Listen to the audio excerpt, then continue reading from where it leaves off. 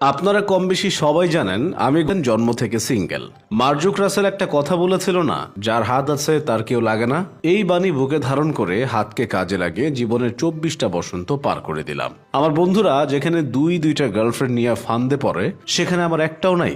আজকাল তো বন্ধু বান্ধব আমার পুরুষত্ব নিয়ে প্রশ্ন তুলছে। তাদের ধারণা আমার নাকি টাওয়ারের সমস্যা আছে, আর এই জন্যই আমি নাকি ঠিকঠাক মতো সিগন্যাল পাই না। একজন পুরুষের কাছে সবচেয়ে কষ্টের বিষয় হলো তার পুরুষত্ব নিয়ে প্রশ্ন তোলা। যেখানে সিগন্যালের যন্ত্রণায় রাতে ঘুমাতে পারি না, সেখানে এইসব মিথ্যা অপবাদ শুনলে মেজাজ ঠিক থাকে? আপনারাই বলেন। আমার তো মাঝে মধ্যে ইচ্ছে হয় দরজার চিপায় নিজের আলো জোড়া রেখে হালকা চাপ দিয়ে ঘুমিয়ে পড়ি। একদিন আমার প্লেবয় বন্ধু কেরামতের ফোনে যখন মিমি নামের এক মেয়ে কল দিল, তখন আমি নাম্বারটা একবার দেখেই মুখস্থ করে ফেললাম। মনে মনে ভাবলাম এই মেয়ের সাথেই যেভাবেই হোক প্রেম করে আমার 24 বছরের সিঙ্গেল জীবনের সমাপ্তি ঘটাবো। বাসায় এসে দেশের একজন নাম করা কবির কবিতা কপি করে আমি মিমির নাম্বারে SMS করে পাঠালাম।